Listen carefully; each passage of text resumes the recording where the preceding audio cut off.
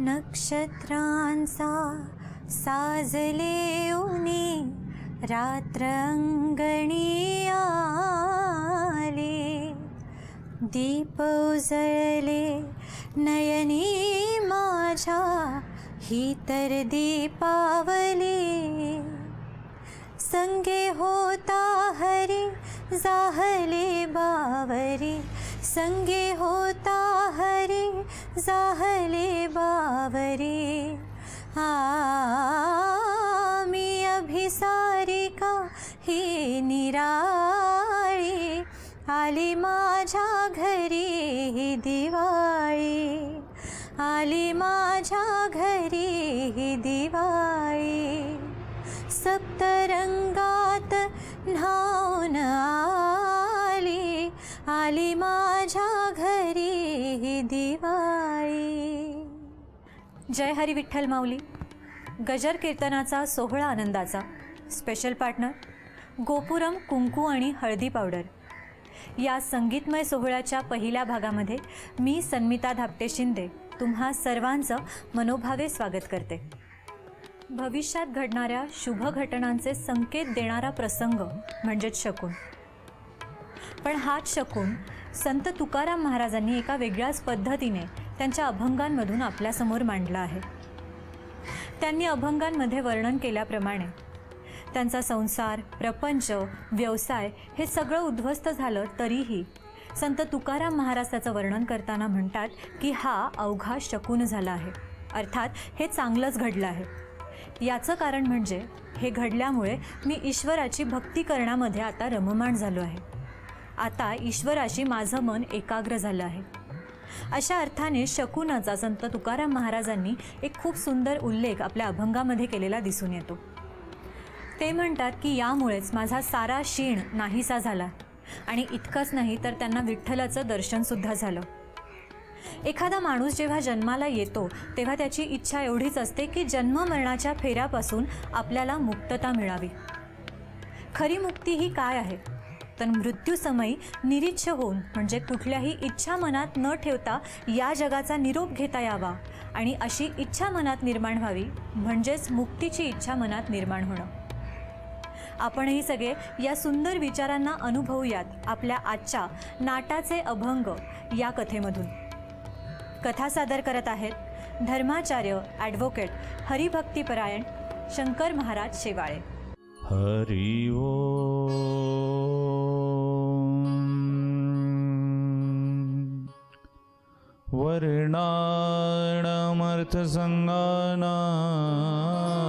वर्णानामर्थसंगानां रसानां छन्दसामपि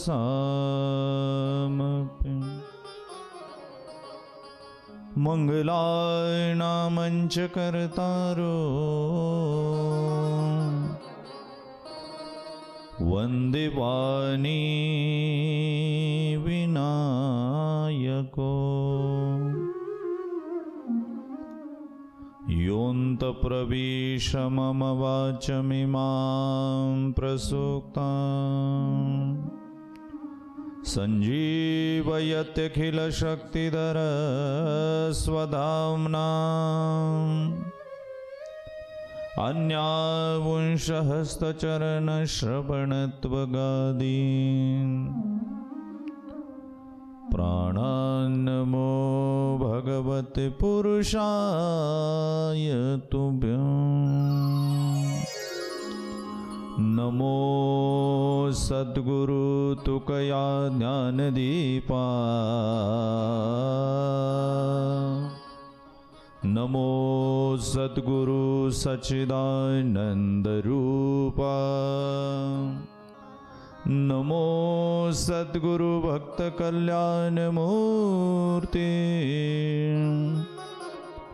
नमो सद्गुरु भास्करा पूर्ण कीर्ति। पुंडलीक वरदे हरिविठ्ठल श्री ज्ञानदेव तुकाराम पंढरीनाथ भगवान की जय। माऊली ज्ञानेश्वर महाराज की जय। श्रीमंत जगद्गुरु तुकाराम महाराज की जय, सद्गुरु जोग महाराज की जय, श्री काल भैरवनाथ महाराज की जय. कैवल्य साम्राज्य चक्रवर्ती ज्ञानोबराय वैराग्य मुकुटमणी वारकरी संप्रदायाचं कलशस्थान जगद्गुरु तुकोबराय यांच्या आशीर्वादानं आपण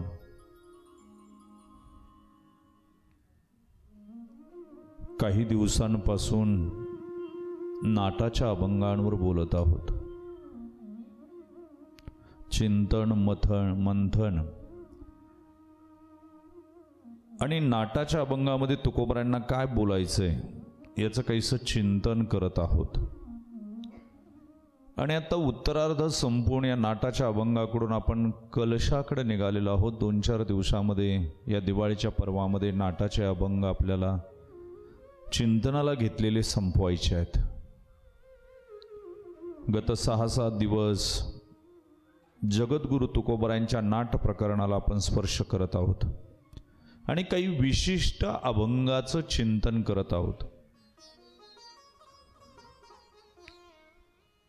बाकी कोणत्याही ग्रंथावर बोललं असतं तर मोक्ष साधनेबाबत बोलता आलं असतं, पण मोक्ष साधनेपेक्षा जीवन जगण्याची पद्धती आपल्याला तुकोबरायाच्या गाथाचंद्रातून मिळते.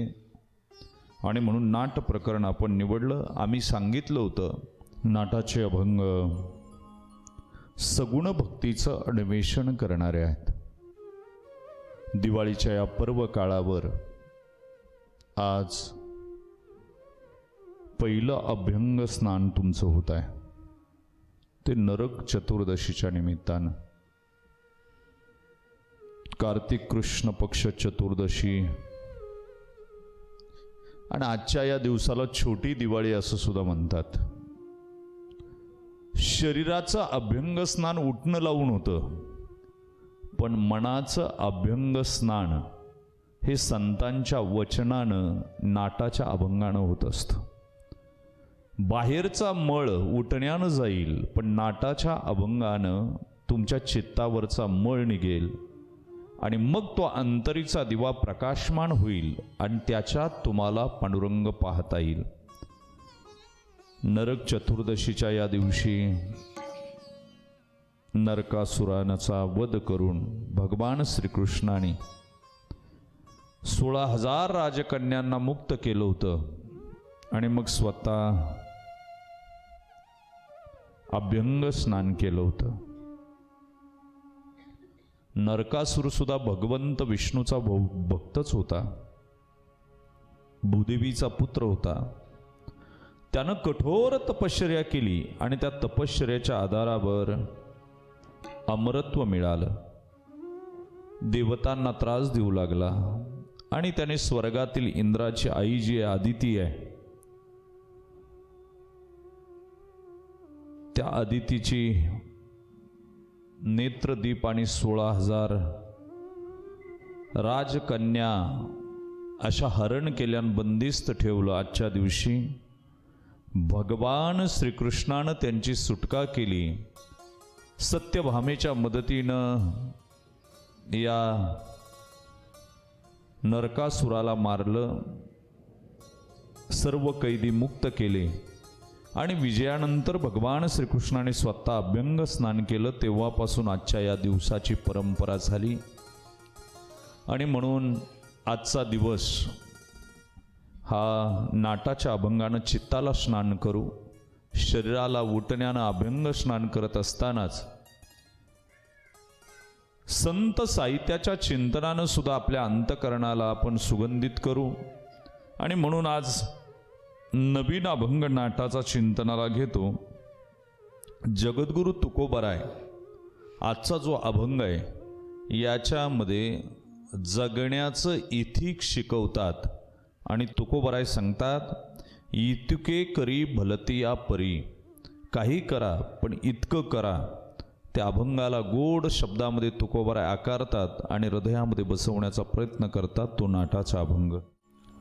हा इतुले करी भलत्या परी इतुले करी भलत्या परी तुले कारी भलत्या परी तुले कारी भलत्या परी परद्रव्य परनारी परद्रव्य परनारी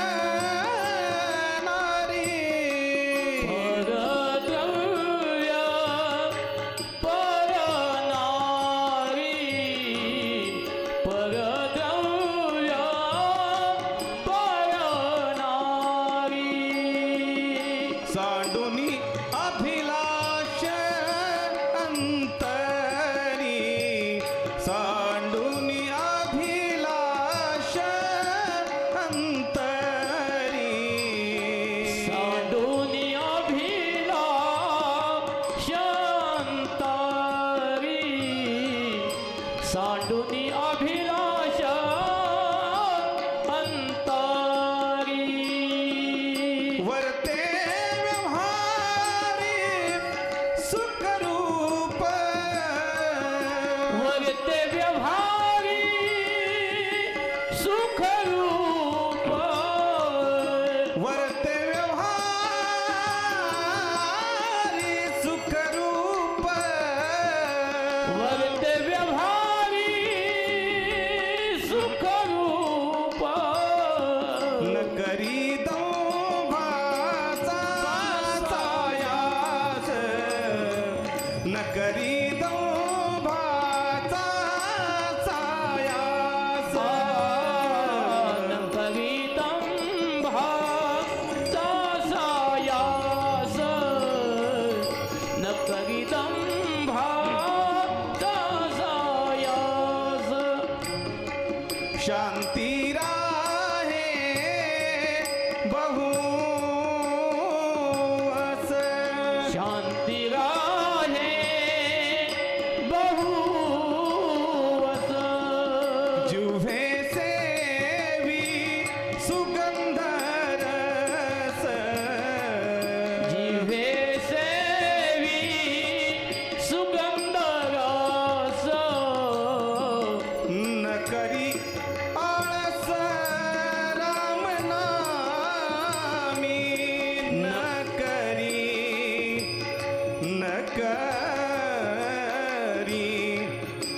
आळस राम नामी न करी आळस राम नामी न करी आळस राम नामी न करी आळस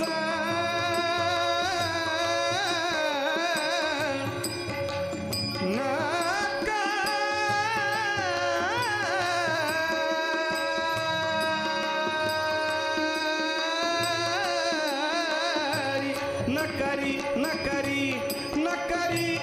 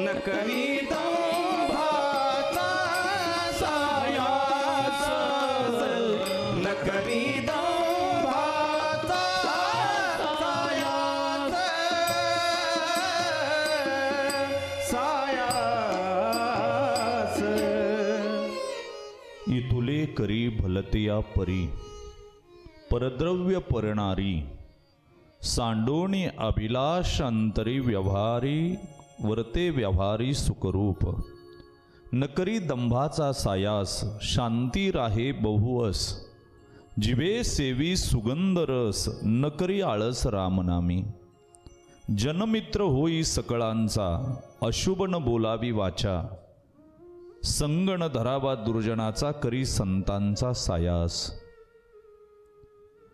करशी देवाविनाश अवघी होईल निरास तृष्णा वाढविली बौवस कधी सुखासन पवसी धरोणी विश्वास करी धीर करिता देव हाची निर्धार तयाचा वाहे योगक्षेम भार नाही अंतरी तुका म्हणे नकरी दंबाचा सायास इतुले करी भलतिया परी नाटाचा अतिशय गोड अभंग. उपदेश करणारा आहे. संत दोन पातळ्यांवर उपदेश करत असतात. संतांचा उपदेश जगाच्या कल्याणासाठी जरी असला तरी तो दोन पातळ्यावर नेहमी दिग्दर्शित होत असतो. एकतर संतांनी मोक्षशास्त्राचा उपदेश केलेला आहे आणि दुसरा उपदेश केला संतांनी तो नीतिशास्त्राचा उपदेश केला. याच्यापेक्षा पलीकडे संत गेलेले नाही. शास्त्रांनी फक्त मोक्षशास्त्राचाच उपदेश केला. देव कसा भेटावा बा, मोक्ष कसा मिळेल, जीवनाचं कल्याण कसं होईल. पण संत इथंच थांबले नाहीत. संतांनी जीवन कसं जगावं, तुमचा संसार आनंदाचा कसा होईल, तुमच्या प्रपंचामध्ये सुख कसं आहे आणि तुम्ही कसं वागल्यानं सुखाची प्राप्ती होईल याचा सुद्धा उपदेश केलेला पाहायला मिळतो. नीतिशास्त्र वेगळं आहे आणि मोक्षशास्त्र वेगळं आहे. शास्त्रानं मोक्षशास्त्र सांगितलं, पुराणानं वेदानं नीतिशास्त्राबाबत बोलायला तयार नाहीत. ते मूग गिळून गप आहेत. इथं फक्त संतच तुम्हाला नीतिशास्त्राचं मार्गदर्शन करतात. कारण मोक्षशास्त्रामध्ये गती मिळेल पण जगणं कळणार नाही. आणि सामान्य माणूस मोक्ष, कुंडलिनी, योग हे फार लांबचे आहेत. कालच्या चिंतनात मी बोलून गेलो. आत्ता उपयोगी काय जगताना, संसार करताना आमचा प्रपंच आनंदी कसा होईल हे आम्हाला सांगा. आणि ही डिमांड असल्या कारणानं तुकोबरायांनी ते ओळखलेलं आहे. मोक्षशास्त्रामध्ये ज्या साधनेच्या द्वारा, ज्या सूत्रांच्या द्वारा बद्ध जीवात्मा परमतत्वाला प्राप्त होतो त्याला मोक्ष साधन असं म्हटलं. आणि ते मोक्ष साधन साधकाला जीवन मरणाच्या फेऱ्यातून कायमचं मोकळं करतं, गुंतूनच ठेवत नाही बुवा. त्याला मोक्ष साधन म्हणावं. पण नीतिशास्त्र असं नाही. नीतिशास्त्र असं नसल्यामुळं मृत्यू लोकात जीवन जगत असताना सुखी जीवन कसं जगलं पाहिजे, जगण्याच्या मर्यादा काय आहेत, माणसाने माणसाशी कसं वागावं, संसार करत असताना त्यानं कोणत्या सीमारेषा आखून घ्याव्यात, माणूस म्हणून जगताना मी कोणती मूल्य जोपासली पाहिजे याचं चिंतन सांगणारा जर कोणतं शास्त्र असेल तर नीतिशास्त्र आहे. मोक्षशास्त्र एका टोकाला आहे आणि नीतिशास्त्र, या दोघांचा संयोग कधी होतच नाही. जो मोक्षशास्त्राचा अभ्यास करतो त्याला नीतिशास्त्राचा अभ्यास करावा असं कधी वाटत नाही. आपण जीवन जगत असताना आपण आनंदी राहावंच, पण दुसऱ्याच्या आनंदामध्ये सुद्धा आपण विरंजन टाकू नये हे सांगतं ते नीतिशास्त्र. आपण सुखी राहावंच पण दुसऱ्याच्या जीवनात विघ्न आणू नये हे सांगतं ते नीतिशास्त्र. आणि म्हणून जी जीवनसरणी आहे, जी जीवन पद्धती आहे नीतिशास्त्राची, ती तुम्हाला जगायला शिकवते.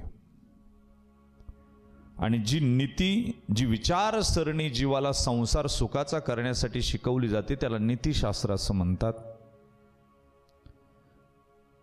नीतिशास्त्र 3च शब्दात विस्तारलेलं आहे, जगा आणि जगू द्या. बस, याच्या पलीकडे नीतिशास्त्र काही बोलत नाही. नीतिशास्त्र असं म्हणतं, तुम्ही सुखाने जगा आणि इतरांनाही सुखाने जगू द्या. लाईफ अँड लेट लिव्ह किंवा लिव्ह अँड लेट लिव्ह. नीतिशास्त्र हे त्रिकाल बाधित कधीच नसतं. एका चौकटीत बांधलेलं नीतिशास्त्र, आज जसं आहे तसं उद्या असेल, उद्या आहे तसं ते परवा असेल, असं अजिबात नाही. ते बांधलेलं नाही, ते बदलत राहतं. नीतीचे नियम देश, काल, देश परत्वे, काल परत्वे आणि व्यक्ती परत्वे बदलत राहतात. जो नीतीचा नियम मला लागू आहे तो तुम्हाला लागू असेल असं नाही.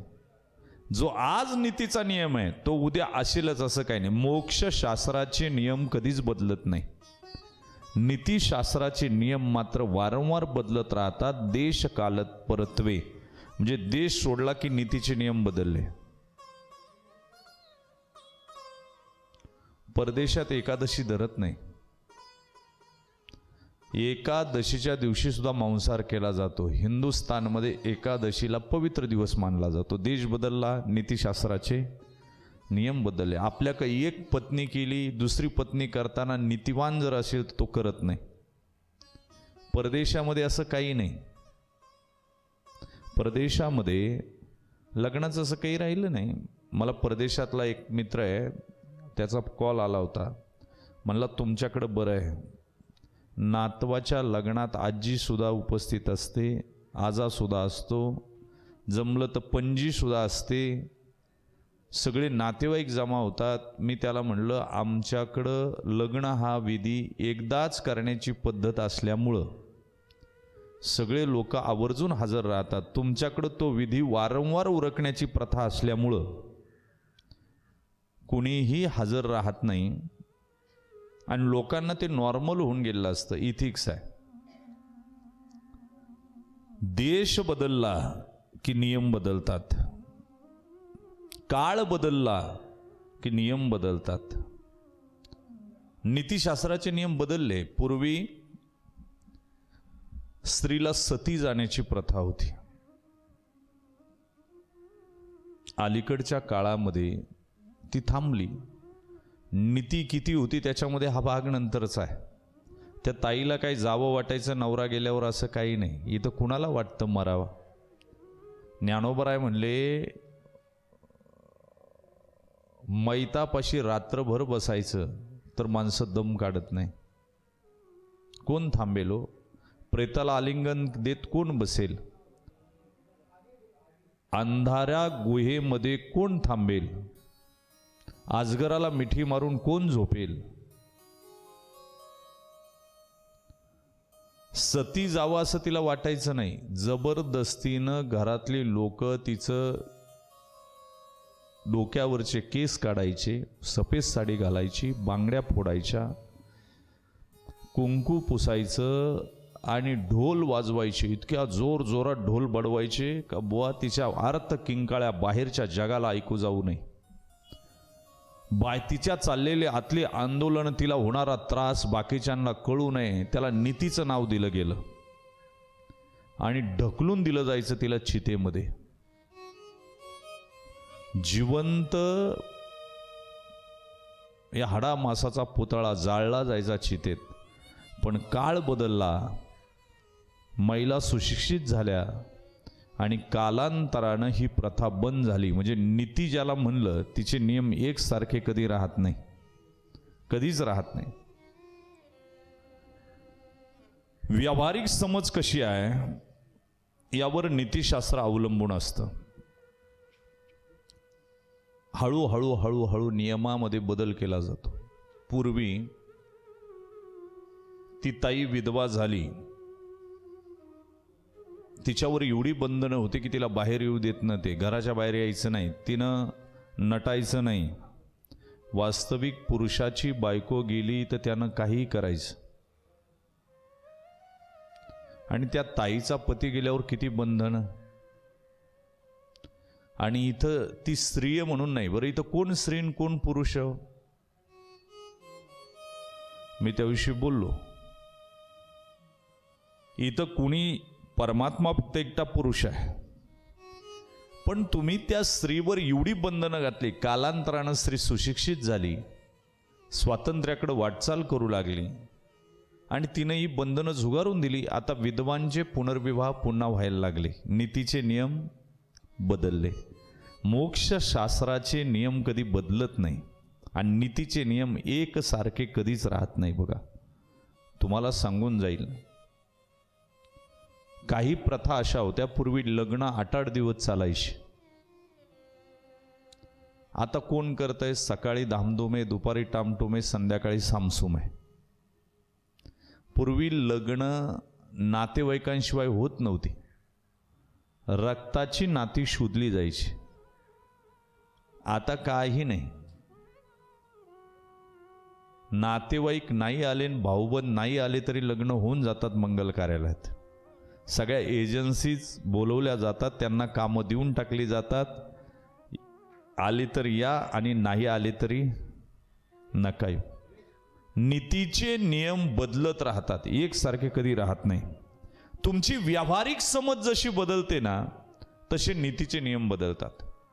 तसे नीतीचे नियम, पूर्वी आईबापांना सांभाळणं नीती समजली जाते. आता आई बापांना वृद्धाश्रमात नेऊन सोडणं ही सोय समजली जाते. नीतीचे नियम बदलले. मला सांगा, तुमचा बंगला असू द्या आणि त्यात आईबाप नसू द्या, ती स्मशान आहे. आणि तुमची झोपडी असू द्या गड्या, आईबाप पाहिजे, त्या झोपडीत सुद्धा स्वर्ग आहे. पण आता दिवाळी आली बघा, जे कंपनीत कामाला लोक आहेत ना, यांचे इन्शुरन्स काढते कंपनी, हेल्थ इन्शुरन्स. आणि नुसते त्यांचेच काढत नाही, तर आईवडिलांसकट सगळ्यांचे काढतात.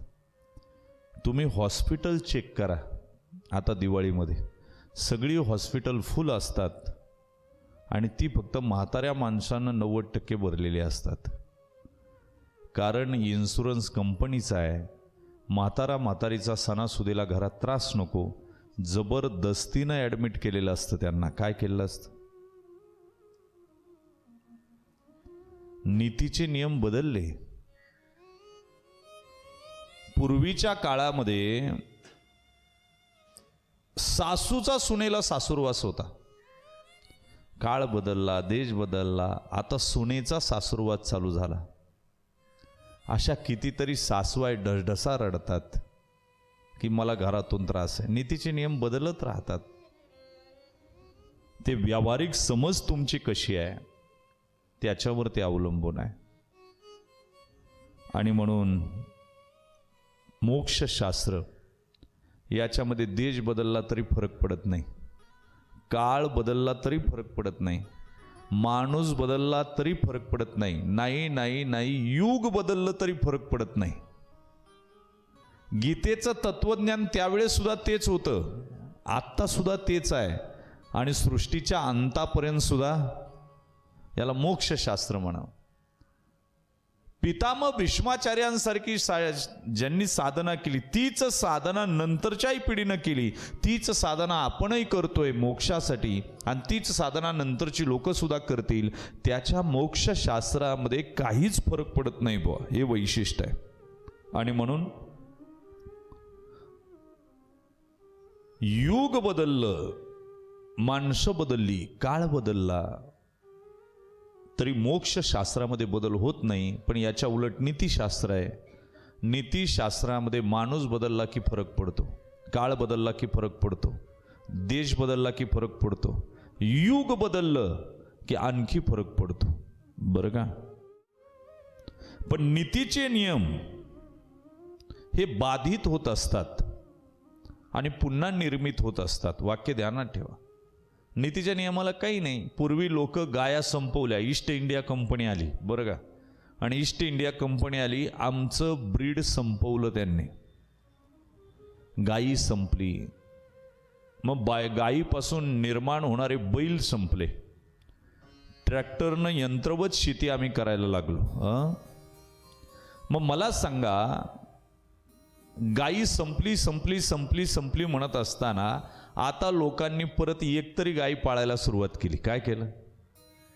काळानुसार नीतीचे नियम बदलतात. किती शास्त्र पळू द्या तुमचं, पूर्वी घराचे उंबरटे लोकांनी काढून टाकले, उंबरा नसल्यामुळं स्वैराचार झाला म्हणून आता लोकांनी परत उंबरा बसवायला सुरुवात केली. बघा, नीतीचे नियम हे बाधित होतात आणि परत तयार होतात, यालाच नीतीचे नियम म्हणायचे. काय म्हणायचं? थोडक्यात काय तर सुखानं जगायचं कसं हे ज्या शास्त्रात शिकवलं जातं त्याला नीतिशास्त्र असं म्हणतात. काय म्हणतात? सुखानं जगायचं कसं. खरं तर इंग्लिशमध्ये त्याला इथिक्स म्हणतात.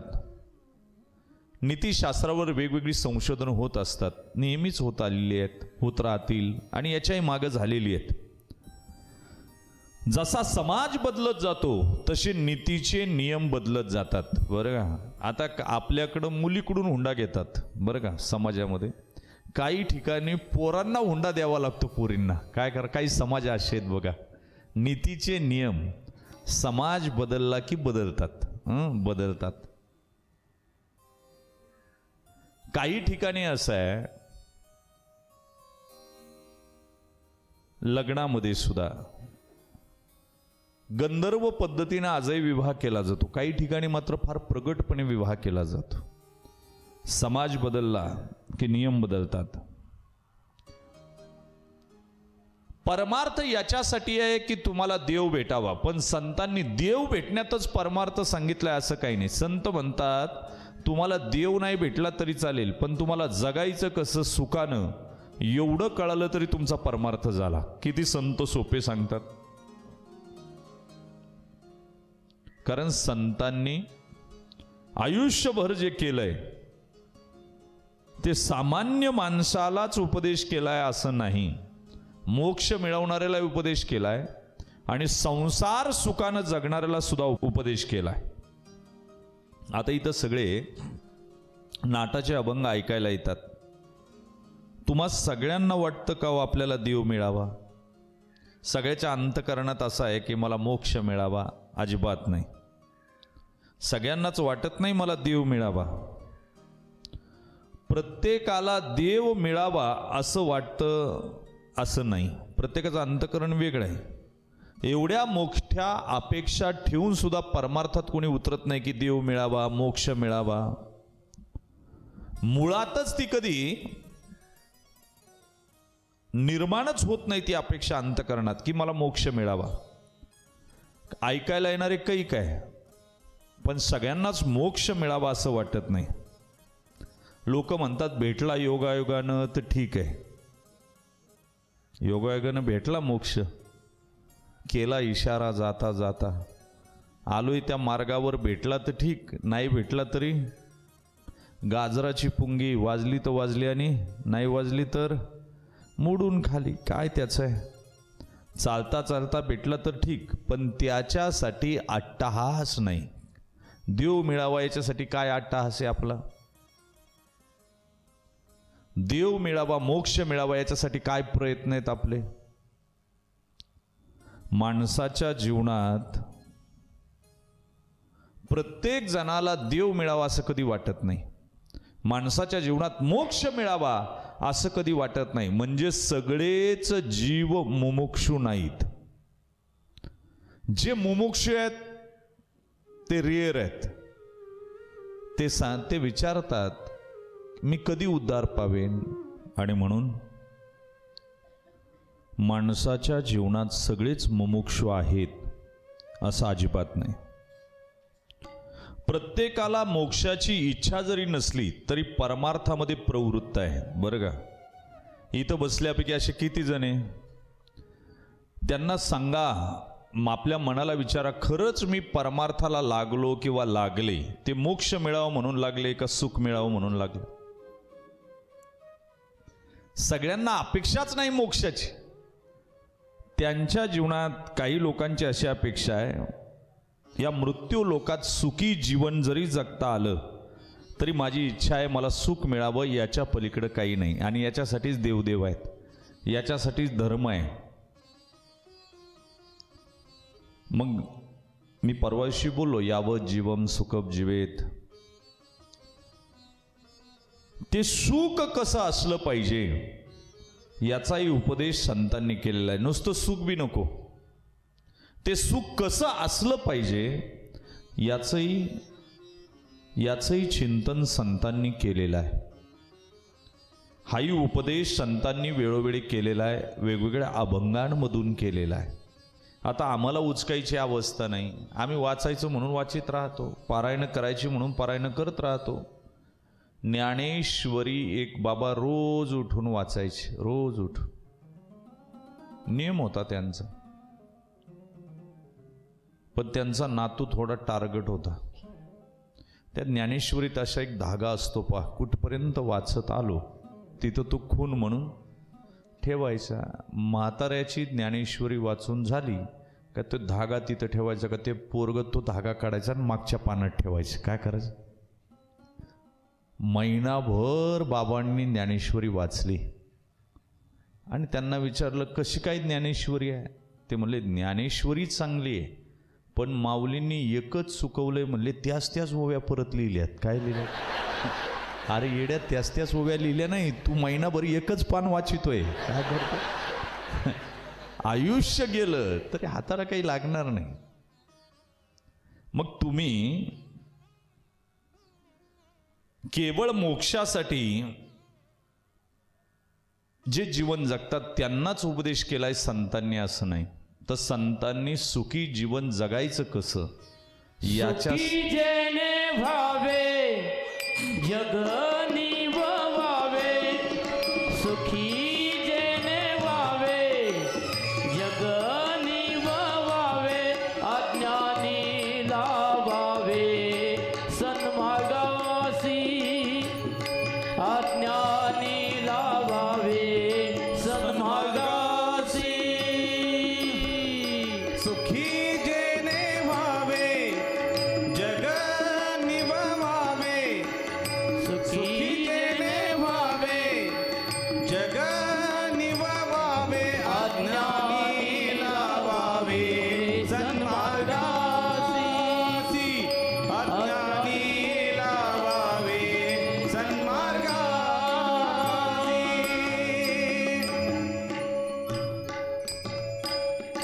त्याच्यात त्यांना त्रासही झाला, संतांना त्रास झाला नाही असं नाही. अज्ञानी सन्मार्गाला लावताना काही साधा त्रास झाला का? आपण काय गमावलंय? आपण काहीच गमावलं नाही. ज्ञानोबरायांनी आईबाप गमावलेत, तरी 9000 ओव्या लिहिताना या विश्वाचं कल्याण व्हावं असं ज्ञानोबराय म्हणतात. जो जे वांछील तो ते लाभो प्राणी जात. आपण काय गमावलंय?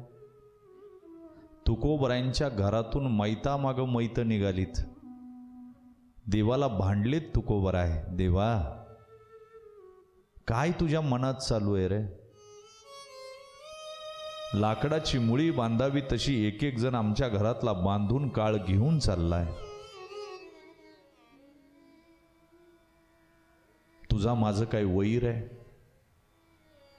तुझा माझा देवा कारे वैराकार, तुझा माझा देवा कारे वैराकार,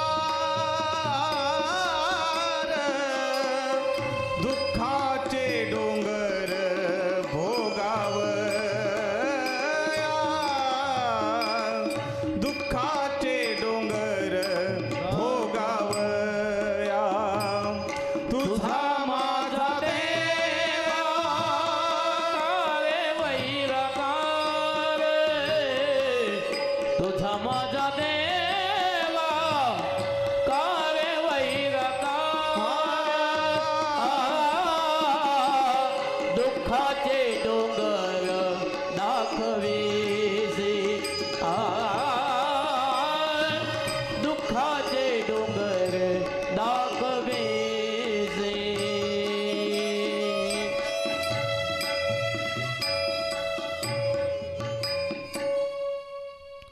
मळे बांधून या देशी काळा हाती, काय मने आले तुझ्या. काय साधा त्रास आहे, बायको मेली, पोरग मेलं, आईबाप मेले, तरी अज्ञानाला सन्मार्गाला लावण्यासाठी संतांनी अख्खं आयुष्य खर्च केलं. ज्ञानोबरांनी काय केलं नाही हो. चिमुकली मुक्ताई आपल्या ज्ञानदादाला उपदेश करते ताटीच्या अभंगामध्ये, पण किती वेदना. ज्यानं ज्ञानेश्वरीत नीतिशास्त्र सांगितलं नाही, फक्त मोक्षशास्त्र सांगितलं. कारण जन्म घेतानाच फक्त स्त्रीच्या अंगाचा स्पर्श ज्यांना झालाय, त्या ज्ञानोबरायांनी मोक्षशास्त्र हे सोडून बाकी काही बोलले नाही. पण चिमुकली मुक्ताई किती मोठी जाण, ती ज्ञानदादाला सांगते, दादा योगी पावन मनाचा असतो रे.